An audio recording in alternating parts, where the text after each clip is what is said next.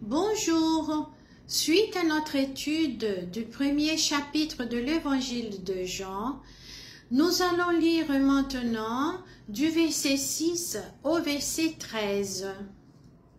Il y eut un homme envoyé par Dieu du nom de Jean. Il vint comme témoin pour rendre témoignage à la lumière, afin que tous croient par lui. Il n'était pas la lumière, mais il vint pour rendre témoignage à la lumière. C'était la véritable lumière qui, en venant dans le monde, éclaire tout homme. Elle était dans le monde, et le monde a été fait par elle, et le monde ne l'a pas connue.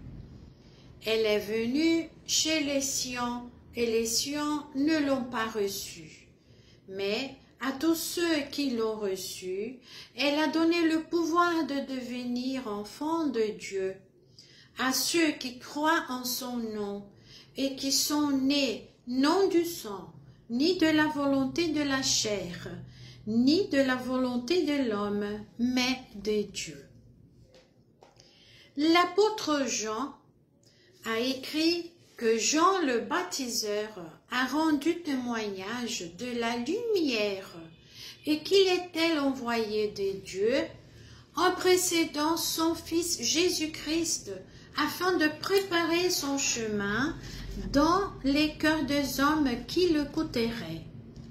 Jésus-Christ, la lumière divine qui éclaire tout homme, a éclairé tout celui qui l'a reçu, qui a cru en lui, qui a cru qu'il est venu dans ce monde pour lui apporter de la part de Dieu la communion avec le Père.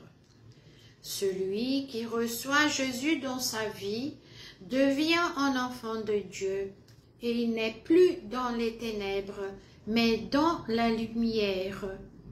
Il vit déjà la vie selon la volonté de Dieu, et il est héritier de la bienheureuse éternité. Et comment pouvons-nous recevoir le Seigneur Jésus-Christ, le Fils de Dieu, dans nos vies? En lui faisant une prière comme celle-là. Seigneur Jésus, je te reçois dans ma vie, comme la lumière de Dieu, qui chasse les ténèbres qui m'entourent, comme le Fils unique de Dieu, qui est venu dans ce monde pour me conduire au Père, pour me sauver, pour me donner la vraie vie, pour que je devienne un enfant de Dieu. Pardonne mes péchés, je crois en toi. Oh, dans ton nom, je prie. Amen. Alors, si vous avez fait cette prière de tout votre cœur, sachez que notre Dieu l'a reçu. Il vous a reçu.